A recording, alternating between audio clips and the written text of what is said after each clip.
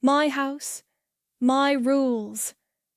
Mom said the first week I moved back in, and it landed like a warning I didn't want to test. My name is Felicity Shelton. I'm 30, a front desk clerk at a medical clinic across town. I kept my one-bedroom apartment, 15 minutes away, and brought a week's worth of clothes, my work shoes, and a tote of basics to my parents' place because Dad's knee finally gave up pretending. He's Stephen, 63, and set for a partial replacement if he makes it through the pre-op hoops. Mom is Nadine, 61, protector of her kitchen and her routine. My sister, Varda, is 27 and great at showing up for photos, not as great at showing up for the unglamorous parts.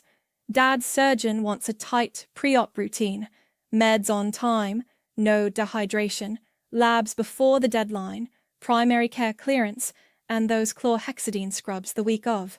I do this kind of checklist every day at the clinic, so my brain clicked into gear.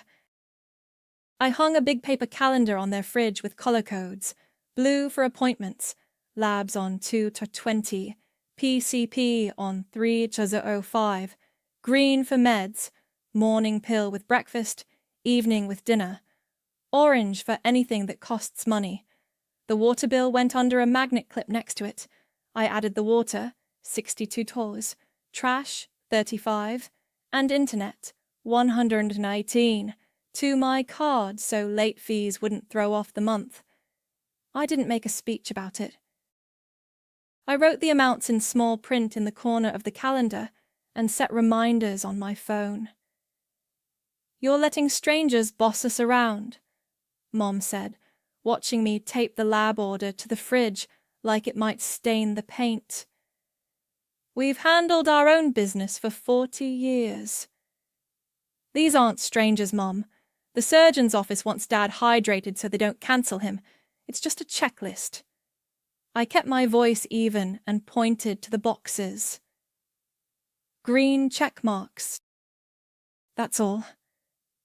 Dad sat with his leg propped on a pillow and looked like he wanted to apologize for the whole situation. "We appreciate you, Liz," he said, quiet. "He always means it. He just hates friction." Varda came by that afternoon with a ring light and lip gloss and made Dad pose with his ice pack. "Look at him, working hard," she said to her phone. "Family time." She didn't notice the pot simmering behind her or the calendar at all. She leaned a hip on the counter and sniffed the soup. "Is it supposed to be that thick?" "It's lentil," I said, stirring. "I'll thin it out." We ate at the small table, bowls and a plate of toasted bread. Nobody said thank you straight at me, but Dad murmured, "You're a lifesaver," into the space between us, like tossing a compliment into a room so it wouldn't hit anyone too hard. I told myself I didn't need it. A green check mark on the labs box felt like enough. Living back in my old room felt like borrowing a life I grew out of. Twin bed, high school trophies I never boxed up, a window that sticks if you don't lift it at an angle. I kept going to work early so I could be home by 3 for his exercises and dinner. Molly, my co-worker and friend, she's 32, swapped a couple of late shifts with me without making it a thing. I kept paying my own rent. I went to my place on Saturdays to get mail and water the plant I never named. The money side was simple math. The water bill was due on the 10th, the trash on the 15th, the internet on the 20th. Autopay meant no "who forgot" conversations and no surprise disconnections when Dad needed the portal for check-ins. I didn't ask for payback dates. I did the thing that kept the week smooth and wrote the confirmation numbers down in my notebook. Mom watched me set an alarm on Dad's phone for his evening pill. "I already know when he takes that," she said, brushing past me to answer a robocall, then hanging up. "We don't need 1,000 reminders beeping all day." "Okay," I said, and left the alarm on anyway. It wasn't for her. That first week, every time I put something in a new spot, a colander on a different shelf, a label on a leftovers container, Mom's eyes tracked it. She'd move it back when I wasn't looking. "My house! My rules!" she'd say, light like a joke, but her mouth didn't curve. I kept my head down and kept the calendar neat. I pulled Dad's lab paperwork into a clear sleeve and tucked a pen behind the clip so no one would wander off with it. I filled the big water pitcher every night and set it on the top shelf where he'd see it, and I added a tiny blue dot to each day he finished it. Small, boring victories. When I hung my keys on the hook by the door, they clicked against Mom's set, Dad's set, and the spare that used to be mine. The sound felt like a contract I hadn't read closely enough. We were 2 weeks into the routine when Mom stood in the doorway while I was packing up leftovers. "I don't like feeling like a guest in my own home," she said, almost conversational. "You're not a guest," I said. "I'm here to keep the wheels on." She nodded, eyes on the calendar. "Just remember who's driving." I smiled without showing teeth and put another green checkmark on the day. I could balance a whole house on those tiny boxes, at least for now. The label said chicken plus rice, Friday, in my handwriting. By Saturday morning, the container was gone and the shelf was sticky. "I put it out for lunch," Mom said when I asked. "Don't start turning this place into a filing cabinet." She tossed the roll of tape back in the drawer like it offended her. I rinsed the shelf and relabeled the new leftovers anyway. It wasn't about rules. It was about not feeding Dad sodium bombs because someone forgot what was what. Small cuts. None of them fatal alone. The colander went back to the bottom cabinet where she likes it. I'd moved it up a shelf so Dad wouldn't have to bend. She saw me reach for it during spaghetti and snapped. "It lives down there." Then softened it with a smile that felt like a sticker, not a mood. I slid it back with my palm on the rim and didn't say anything. Vada swung through before a spin class, parked her shaker bottle in the middle of the counter, and peered into the pot. "This one could use acid," she said, tapping her phone. "Or like a swirl of yogurt." "You can grab lemon from the fridge," I said, stirring. She didn't. She took a picture of Dad holding his cane and called him a champ. Then she left with a jar of the soup, lid crooked. At work, Marley watched me fumble a stack of lab orders and gave me the look she saves for when I pretend things are fine. "You need a nap and a medal." "I sleep with my shoes on," I said, scanning a chart. "Just in case a timer goes off." She snorted. "That's not sleep." The surgeon's office started their calls that week. I answered the first one because Dad's phone was across the room. "Hi, confirming labs on the 20th. Nothing to eat for 2 hours. Water encouraged. Bring ID and insurance." The woman read, cheerful. "I have the order and his list," I said, and she thanked me like I was a normal daughter and not the household's command center. The next time the phone rang, Mom brushed past me to get it. "We already know that," she told the caller before they finished, then hung up and waved the message away. "They act like we've never been to a doctor." I put the clear sleeve on the counter where Dad could see it and left it there. He touched it when he walked by, like a worry stone. Lab day landed on a cold Tuesday. I filled Dad's water pitcher and set it by his chair before I left for my morning shift, then took an early lunch to swing back. He was ready by the door with the paperwork and a clean ball cap. In the car, he adjusted the seat back to make room for his knee. "Your mother's been sharp," he said, eyes on the mailbox as we crept past. She's wound tight. I know, I said. The streets were wet from a quick rain. I kept my hands at 10 and 2 and let the wipers do the talking. He hates when I argue with her, more than he hates the sharpness itself. At the lab, I did what I do at work. Handed over the order, confirmed the address, double-checked his meds list. Dad cracked a joke about getting tapped out, and the phlebotomist smiled without losing rhythm. 20 minutes later, he was back in his jacket, cotton ball taped to his arm, a little paler, but fine. "You got us in and out," he said in the elevator, like I'd pulled a string other people can't find. "It's Tuesday morning," I said. "They're not busy." We stopped for bagels. He picked cinnamon raisin and tore it into halves in the car like he always does. On the drive home, my phone buzzed with a bank notification. $118 paid to the internet provider. Auto-paid doing what I set it up to do. I slid the phone back into my pocket and felt my shoulders drop a notch. One less orange box to remember. Back at the house, Mom was on the couch with the throw blanket folded corner to corner, TV low. "How'd it go?" she asked. "Done," I said, hanging Dad's jacket on the chair. I pulled the sleeve with the lab copy and clipped it to the fridge, then used a blue pen to mark a check in the square for the 20th. I added the confirmation number for the internet payment in small print under the orange dot. Habit. Mom watched the pen move. She got up, crossed to the sink, and ran water over a mug like she was erasing something. "I would have handled it," she said, not looking up.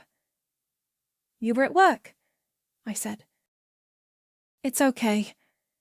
She rinsed the mug again, even though it was clean. "We don't need a project manager for our lives," she said, soft enough it could have passed for a note to herself. I capped the pen, closed the marker drawer, and started a pot of tea. Dad sat, foot up, both hands around the bagel like it might bite him. The house felt like a truce I had to keep in the air without being seen. Beeps, check marks, cups put back where someone expects them to be. When the kettle clicked off, Mom brushed past me to reach a spoon I'd placed in the wrong slot and put it back in the right one. She didn't meet my eyes. As I poured, my phone buzzed again with the auto-pay email. I glanced down out of habit. Mom's mouth tightened. "You like paying things because it makes you feel important," she muttered, like she was telling the sink, not me. I started a zip bag because the notebook didn't feel like enough. Grocery receipts, pharmacy slips, and a half sheet where I wrote confirmation numbers for the water, trash, and internet. Not to throw at anyone, just to remind myself I wasn't making up the load. I slid the bag behind the mixer, out of Mom's line of sight. Thursday morning, my phone buzzed with a text from the surgeon's office. "Pre-op reminder. Maintain hydration, no missed doses. Confirm PCP apt have a 305. Reply yes to confirm. Number on file. Mine." I replied, yes, then called during my 10-minute break to make sure they had the meds list I'd faxed. They did. "Portal check-in opens the week before," the coordinator said. "We recommend Wi-Fi. It times out on cellular." "Got it," I said, picturing the router light and the orange dot on the calendar. At lunch, I took Dad for a short drive around the block. It was raining again, the kind that makes the concrete smell like a wet sidewalk from school. He watched the windshield wipers. "I keep thinking I should be doing more," he said. "You're doing the list," I said. "That's the job right now." We went home and I checked off his morning water goal with a small blue dot. Mom came in from work, dropped her purse on the hall chair, and opened the mail with a butter knife. A water bill flyer slid out with Sign up for easy pay, in big letters. She held it up like evidence. See? We're not helpless. You're already on easy pay, I said, and immediately wished I'd kept my mouth closed. What do you mean, we're on? She stopped and turned the flyer over. Why does this say secondary contact? Felicity? Her eyebrows pinched. Why is your name on our account like you plan to stay forever? I added my email so the confirmations would come to me, I said, keeping my voice even. The account owner is still you. Autopay is my card so the due dates don't slip. That's it. She folded the flyer in half, then in half again, slow. You don't get to stamp your name on everything just because you're organized. Dad cleared his throat from the recliner. She kept us from a late fee last month, he said, quiet. Mom didn't look at him. I know how to pay a bill. She tucked the tiny square of flyer into the drawer with the pens like a seed she might plant later. Mid-afternoon, Vada drifted in wearing gym leggings and a sweatshirt that said, Hustle, across the front. She set up her ring light on the counter and angled her phone toward the fridge. Updates from the trenches, she said to the camera, then to me, lower. Wait, you put your name on their utilities? I added a contact, I said, chopping carrots. So the emails don't vanish. She clicked her tongue. Kind of controlling, Liz. To her phone. We're on top of it, he's been a champ. She snapped a photo of Dad adjusting his knee wrap, then peered into the pot. Carrots are too chunky. People like delicate. Then grab a knife, I said, sliding the cutting board toward her. She smiled like she'd heard a joke and didn't feel like laughing, tapped out a caption, and packed a to-go container for herself with the lid crooked. Love you, Daddy, she sang, and was gone before steam fogged the ring light's mirror. The surgeon's office called again, right after. Mom grabbed it. We already confirmed, she said, and ended the call with a sigh near the receiver. They're relentless. I took the phone back to the charger and set it in its usual spot. Dad shifted forward. Can you keep doing rides until surgery?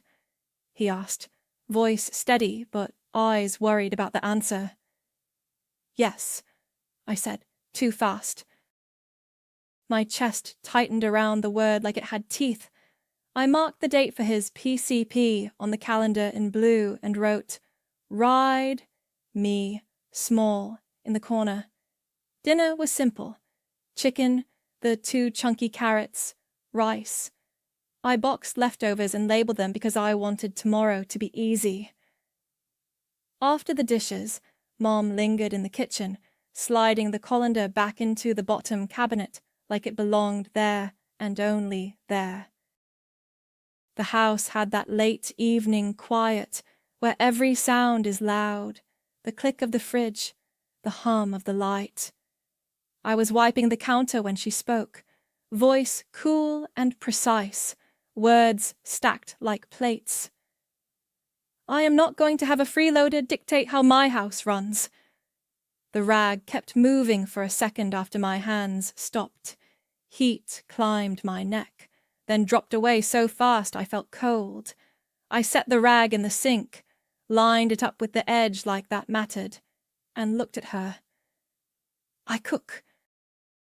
I pay the bills that get the water and internet to the house. I drive Dad to the doctors, I said evenly. Not a defense, just inventory. Her chin tipped up a notch. You live here without paying rent, rearrange my kitchen, and act like we can't breathe without your calendar. If you want to run things, get your own house. Behind us, the fridge light clicked off. I felt the shape of the zip bag behind the mixer, the calendar magnets pulling at the paper, Dad's cough from the living room. I didn't argue. I didn't move. I just caught my breath and tucked it away for later. She said it like she was sending back a meal. "Stop acting like you own the place. Be out by dinner." I had just drained spaghetti. Steam fogged my glasses and then cleared. I set the pot back, slid the colander where she likes it, the bottom cabinet, left side, and took a breath that felt thin. "Okay," I said. I wiped the counter once, hung the dish towel straight, and walked down the hall to my old room. The twin bed looked smaller than it had that morning. I pulled my tote from the closet, the bag I'd brought when I first came back. Toiletries, a week of clothes, my work shoes, chargers, the small notebook with confirmation numbers. I reached behind the mixer in the kitchen and took the zip bag of receipts. That went on top. Dad's voice floated from the living room. "What's for—" "Spaghetti!" Mom called back, quick, like a door shutting. I slid my phone into my back pocket and stood by the key hook. Mom's set, Dad's set, the spare. Mine had lived there for months. I took it off and set it on the entry table. Not dramatic, just not on their hook anymore. I texted Dad from the hallway. "I love you. I'll see you soon." 3 dots came and went. Then, "Love you, kiddo. Drive safe." I didn't go into the living room. I didn't invite a scene. I carried my tote out, balanced the spaghetti pot lid on top of the pot so it wouldn't rattle, and left the kitchen the way she liked it. My shoes sounded loud on the tile. At the door, I looked at the calendar once, blue checks, green marks, orange dots, and closed it behind me. The drive to my apartment took 14 minutes with the lights. I parked in my usual spot under the sycamore and carried the bag up the stairs. My place smelled like clean laundry and dust. I set the tote on the couch, turned on the lamp, and sat with my knees together like I'd come to an appointment. Then I did the part that mattered. Water first. I logged in, turned off autopay, and deleted my card. I double-checked the due date so I wouldn't be tempted to fill the gap later. The 10th, $62. Trash. Autopay off, card removed, due the 15th, $35. Internet. Autopay off, card removed, due the 20th, $108. I screenshotted the confirmation screens out of habit and saved them to a folder. Not revenge. Putting things back where they belonged. I opened the contacts for Dad's surgeon and called the coordinator. "Hi, I'd like to change the primary contact number on file for Stephen Shelton to his wife's cell," I said, and read Mom's number. "You can remove mine. I won't be the one answering." "No problem," the woman said, typing. "Portal messages will go to the email on file. Do you want that updated as well?" "Yes," I said. I gave Mom's email. I listened to the keyboard clack, thanked her, and hung up. I called the primary care office and did the same. Pharmacy next. I moved refill text to Mom and asked them to stop calling me. For the reminders I'd set on my own phone, I tapped them off one by one. Morning pill, evening pill, water check. The screen cleared, blank and quiet. It didn't feel like walking away. It felt like clicking a seatbelt. Her house, her rules, her phone. My phone lit up with a call from the house. I let it ring out. Then a text from Mom. "Are you serious?" Then, 2 minutes later, "You left the pot on low." I typed back, "Burners off. Spaghetti's sauced." Then I set my phone face down and went to run water into a glass. The quiet pressed at my ears in a way that was both new and familiar. I poured the water out and poured it again, just to do something. Another call, Dad this time. Voicemail picked up. "Hey, Liz." Okay. We'll figure out dinner. Text me when you get there safe. His voice was small around the edges. I texted. Home. I unpacked what little I had. Toothbrush in the holder, shoes under the bed. I put the zip bag of receipts in the top drawer of my desk with the notebook, already thinking about how much I had paid and when. Not to weaponize it, just to know where I was. I didn't cook. I ate a granola bar and drank tea standing up. Every 5 minutes my hand went to my pocket for a timer that wasn't buzzing anymore. Around 8, the group text with Mom and Vada pinged. Mom. We're drowning over here. No subject, no details, just a shape of distress. I stared at it until the screen dimmed. Vada chimed in with a heart and a "We got this" gif. I plugged my phone in across the room and left it there. The calendar at their house would still be neat tonight. Blue boxes checked, green dots in place, orange notes lined up like little traffic cones. Tomorrow, someone else would have to remember where the cones went. I lay down on my own bed, a full size instead of a twin, and listened to the building settle. I didn't explain myself to the dark. I'd already put things where they belonged. The first day after I left, I let the calls slide to voicemail. I answered texts when I could reduce them to a line. Mom. What's the PCP time? Me. 3:05 at 9:40 a.m. Dr. Patel. Address on the fridge. You'll need his meds list. Mom. Where's the meds list? Me. Clear sleeve by the fridge. Bring that. Mom. Portal won't load on Dad's phone. Me. Use Wi-Fi. If it still spins, call 1-800-ETSI-6X. That's the internet provider. Account ends in 318. I didn't editorialize. I went to work, checked in patients, smiled at people who didn't know that my phone was face down under the counter, flashing with family names. At lunch, Molly walked in with a paper sack and the stubborn set to her mouth. That means she doesn't plan to take no for an answer. I brought you Pad CU and a spring roll. Eat both. I have a granola bar, I said, but I took the chopsticks. She sprawled on the extra chair and watched me for a beat. You don't have to explain a boundary that was demanded of you. I speared a piece of broccoli. She said, be out by dinner. And you were, Molly said. That's the whole point.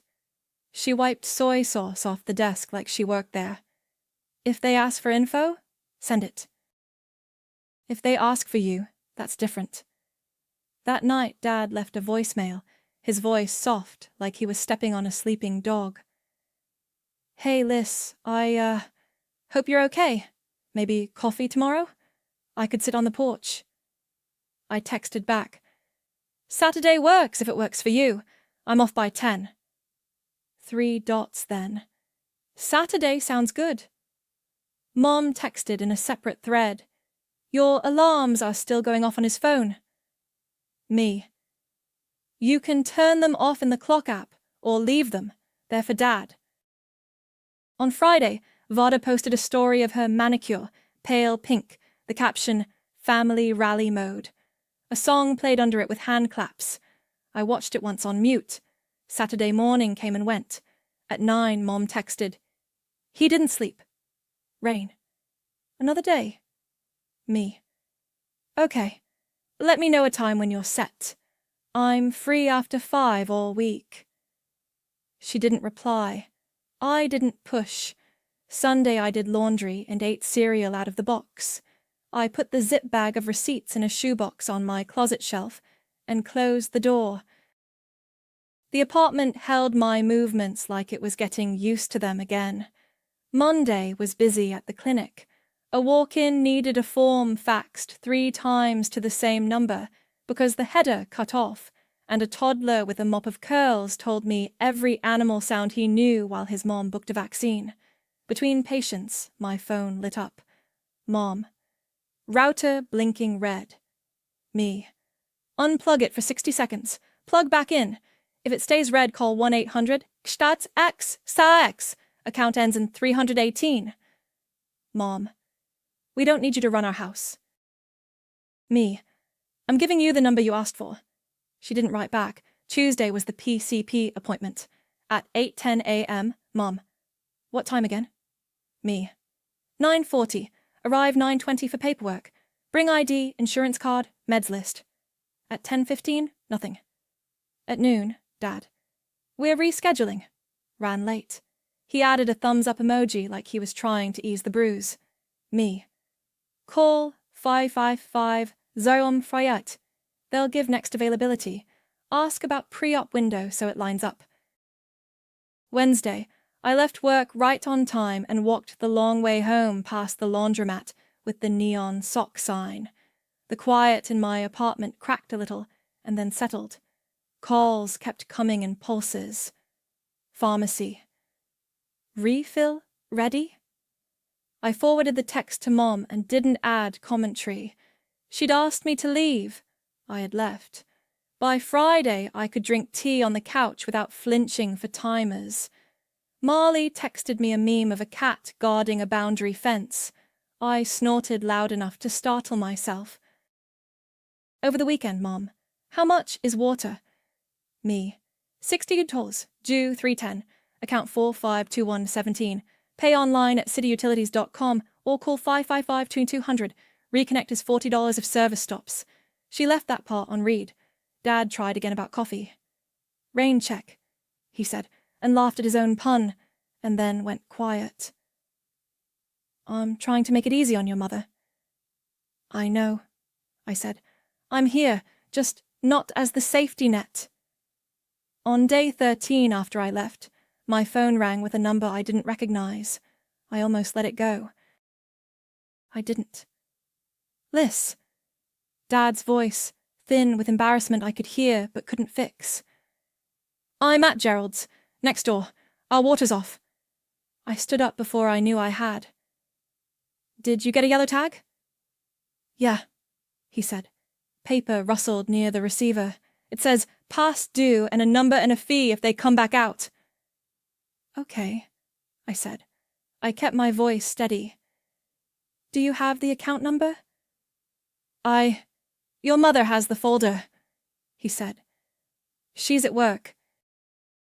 I came over to ask Gerald if I could use his hose to fill a bucket. He said I should call you. I breathed once. You have the number on the tag. Call and pay by card. It's $62 plus a $40 reconnect if they've processed the shutoff. They'll tell you. If you need the account number, it's 452117. He let out air. Okay. Thank you. A beat. I'm sorry. I know, I said.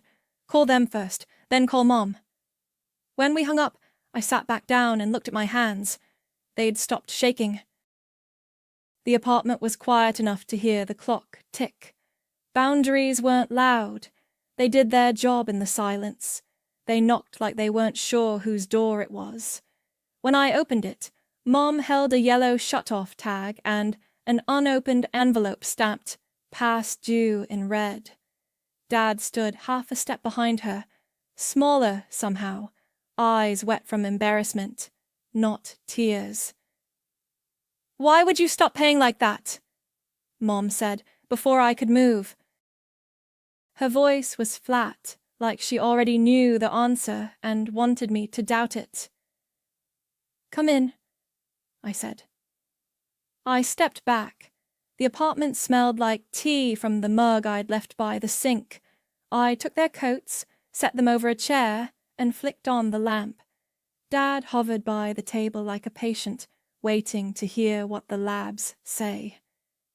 The water, he said, touching the tag with 2 fingers. They hung this morning. Gerald let me call from his place. I tried the number. It's a $40 reconnection if they've processed it. We haven't paid yet. Mom's knuckles were white around the envelope. And the internet's down, she added, like stacking problems would make them one thing. The router's just red. The pre-op call came during my break. I couldn't answer. They didn't leave anything I could use. I filled the kettle and set it on the burner. The click of the gas made the silence jump.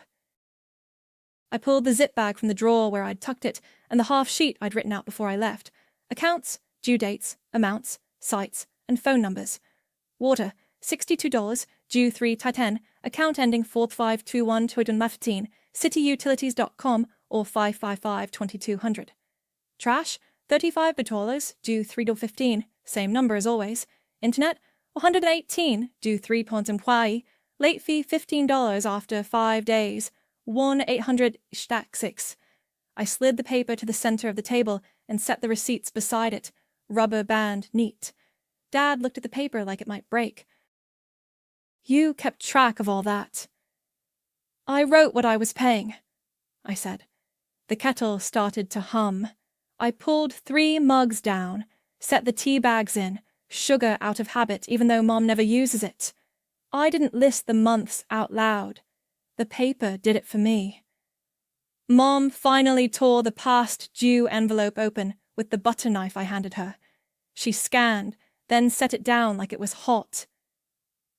This is ridiculous, she said, not at me or the bill, just into the air. They send too many notices. They send one, Dad said softly. He didn't meet my eyes. I poured water over the tea bags and slid a mug to each of them.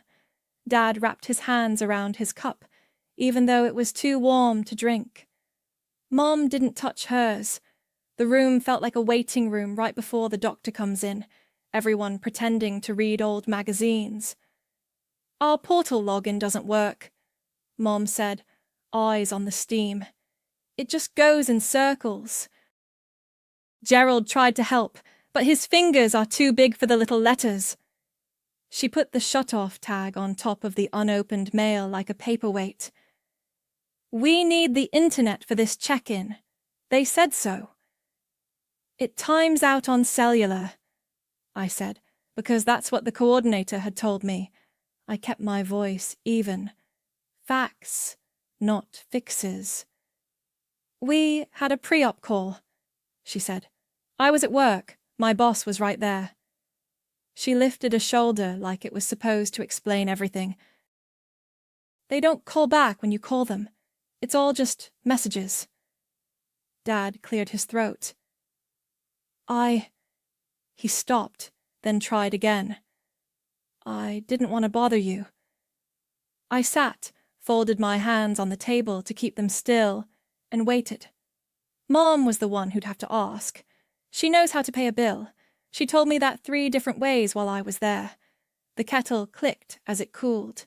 Down the hall, the neighbor's dog barked and then stopped, like even he was listening. Mom looked at the list again, then up at me. You can't just take your card off and walk, she said. You set it all up. You made it complicated. It's not fair. You told me to be out by dinner, I said, quiet. I didn't lace it with anything. It didn't need lace. She blinked, like she'd stepped into brighter light than she expected. Her mouth opened, closed. She glanced at Dad, but he was busy being small. She went back to the list and tapped the internet line with her nail.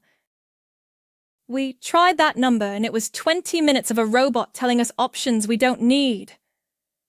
That's how it is, I said. She pushed the shutoff tag so it lay square to the table edge, then squared the envelope, then the mug. She does that when she can't control a thing, makes corners where she can. Well, she said finally, and there was no lift in it at all. What do we do now? I slid the pen from next to the zip bag and set it by the paper, then sat back in my own chair. I could feel the ground under me. The tea steamed. The list waited. So did I. Because you told me to leave, I said. Here are the logins, the amounts, and the numbers to call. Ask Vada for rides.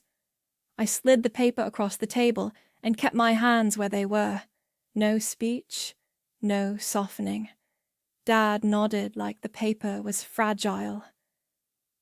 Okay, he said. He reached for the mug and then put it back down. I'm sorry, Liz. Mom didn't pick up the list right away.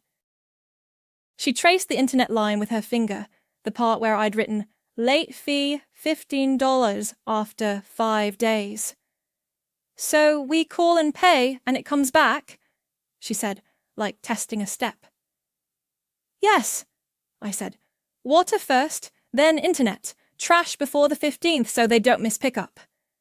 She finally took the paper, tucked the shutoff tag under it, and pulled her phone out. I'll do the water, she said. Her thumb hovered. What's the account number? Right there, I said, pointing. 452117.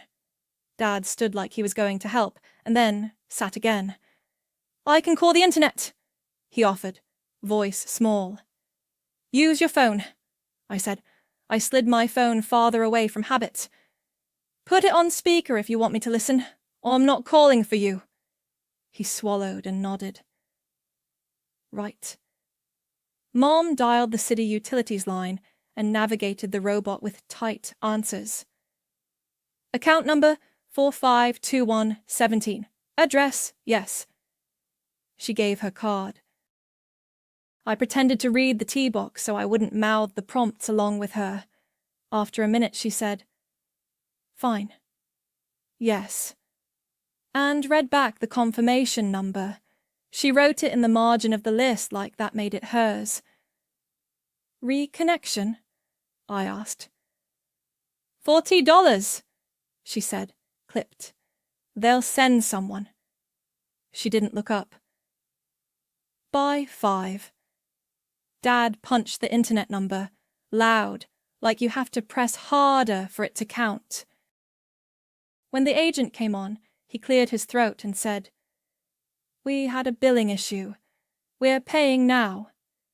He listened, nodded even though the woman couldn't see him. Yes, card ready. Yes, I know about the late fee. He gave the numbers slow, the way he reads instructions. When he hung up, he rubbed the back of his neck. $15 for being 5 days late. They'll push a signal. Good, I said. Pre-op calls and portal will work better on Wi-Fi. Mom made a face at the word portal like it was a fad. I can never remember the password. Use forgot password, I said. It's your email now. They'll send you a link. She bristled. I do know how to click a link. I kept my voice neutral. Then you're set. Dad looked at the bottom of the paper. Rides, he said, almost to himself. He reached for his phone. I'll call your sister. Speaker, I said. He pressed the button and set the phone on the table. It rang 6 times. Hey, Vada answered, stretched and bright. I'm in between things. What's up? We need rides, Dad said, to Dr. Patel and to the surgery when they set it. Your mother and I. He glanced at me. We need help. There was a beat, the kind where you can hear someone deciding how much they want to do. I mean, I have client stuff, she said. I can try to move things around. What days? Can't Liz? No, I said. I didn't lean toward the phone or raise my voice. The surgery can be rescheduled, but not on my back. Silence. Then a tiny exhale. Okay, Vada said, smaller. Okay, text me dates. I'll figure it out. We'll send them, Dad said, relief and dread mixed. Thank you, honey. She hung up with a kissy noise that didn't land anywhere. The room settled. Mom folded the shutoff tag back into the envelope and lined them up again. "You've made this very transactional," she said, not looking at me. "It is," I said. "Dates, numbers, logins. That's what this is." She looked like she wanted to say more, then didn't. She slid the list toward Dad. "Write those confirmation numbers somewhere we won't lose them," she said, "and put the water bill in my calendar." He nodded and pulled a pen from his shirt pocket, the one he carries for crossword clues. He wrote slow and neat on the back of an old envelope. I stood. It wasn't a dismissal. It was me, standing in my own apartment. "Anything else you need before you go?" I asked. Mom shook her head. "We'll handle it," she said. It sounded like a promise and a dare. Dad picked up his coat and then paused. His voice dropped. "If I get it right this time," he said, "eyes on the list, not me. Will you come Sunday? Just coffee. You can leave when you want." The first time he asked, I'd pushed it off. This time, the ground didn't tilt. "If the checklist is done," I said. "Water paid, internet back, new pre-op date on the calendar, rides covered. Text me a picture." He smiled a little, like that was a language he could speak. "I can do that." Mom tucked the envelope under her arm. At the door, she turned. Don't let the tea go to waste," she said, which was as close to anything like sorry as she could get in my kitchen. "I won't," I said. They left with the list and the tag and their own phones. I washed the mugs, dried them, and put them back. I didn't check my messages for them. I opened my window a crack and let the late afternoon air in. The quiet didn't feel like a punishment. It felt like a room with doors that I could open or close. They texted a picture that night, the calendar with new handwriting next to mine, blue boxes with PCP, wed 9:30, and surgeon call, Thurs 2 Charles. Orange dots checked off with confirmation numbers in Mom's tight script. Under rides, Varda's name twice, written big. "Water's back," Dad wrote. "Internet, too. Thank you for the list." I sent a thumbs up and nothing else. The next morning, a screenshot came through. Portal check-in complete. I could see the green bar at the top and the patient name. No questions, no, "Can you look at this?" Just done. Marley leaned over my desk at work and squinted at my phone. "Progress." "They paid the bills and rescheduled," I said. "Rides are covered." Marley tapped the cat meme she'd sent me earlier, the one guarding a fence. "Look at you." Wednesday, Varda texted a selfie from the clinic parking lot, hair in a low bun, no filter. "Here early. Parking is savage," she wrote. 5 minutes later. "Forms are so dumb." And then a third, Dad cleared, with a picture of his thumbs up and a bandage on his arm from a blood draw he didn't strictly need, but always gets. I didn't respond with anything more than, "Nice work." Thursday, Mum forwarded the surgeon's new date and time, a week later than before. "They said pre-op scrubs start 3 days before," she typed. I set alarms. On my phone. I could hear the underline in that last line even through text. "Good," I wrote back. "Keep water up. No missed meds." No apology came that day. In the afternoon, just before I left work, I got one that was as close as she gets. "You were right to put it back on us," she texted. "We've got it." I stared at the words until a patient walked up and asked for a pen. "Here," I said, and slid her mine. Saturday night, Dad sent the picture he'd promised, the calendar again with everything checked off, the portal confirmation printed and clipped to the fridge. Under Sunday, he'd written, "Coffee W. Liss, in blue and a small, smiley face. He doesn't do emojis on paper, but he tried. "See you at 10. I texted. I stopped for muffins on the way, blueberry and banana nut, because he always picks those anyway, and pulled into the driveway like a visitor. The yard looked the same. Inside, the route to light was steady green. A faint chemical smell lingered from the pre-op soap.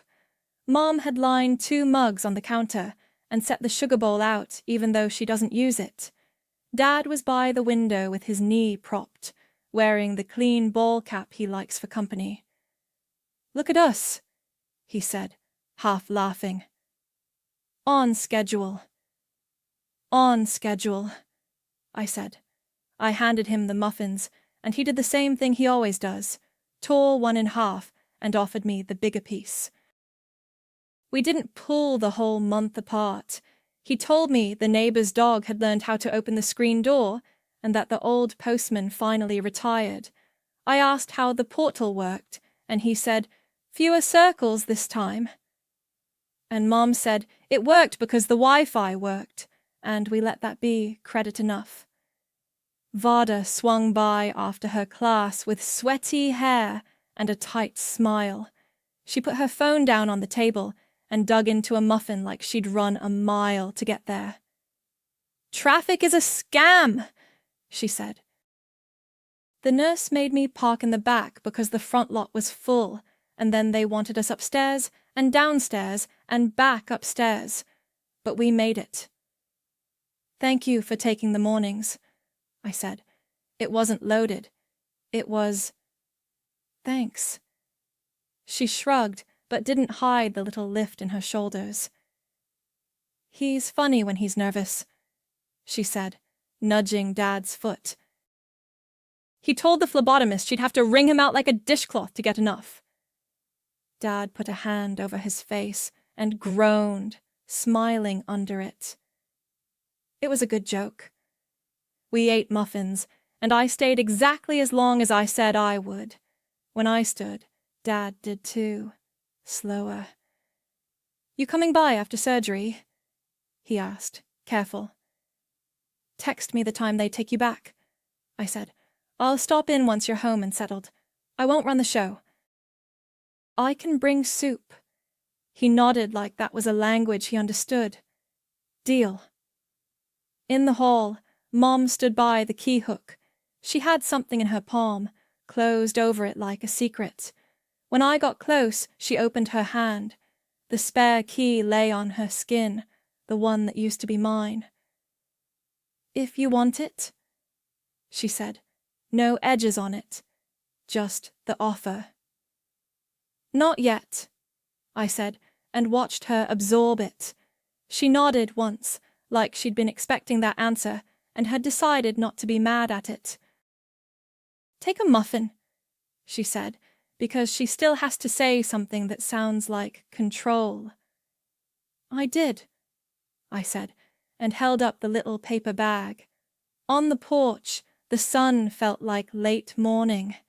I sent Marley a photo of the steady green router light and the calendar with a crowded Sunday square. She sent back 3 sparkles and... That's the stuff. In my car, my phone buzzed. Dad. Proud of us. Me. Me too. Boundaries didn't punish anyone. They kept me from drowning. The water ran, the internet blinked steady, the calendar held more than my handwriting. I drove home with 2 muffins and no timers in my head. When the next reminder chimed on someone else's phone, I didn't hear it. I didn't need to.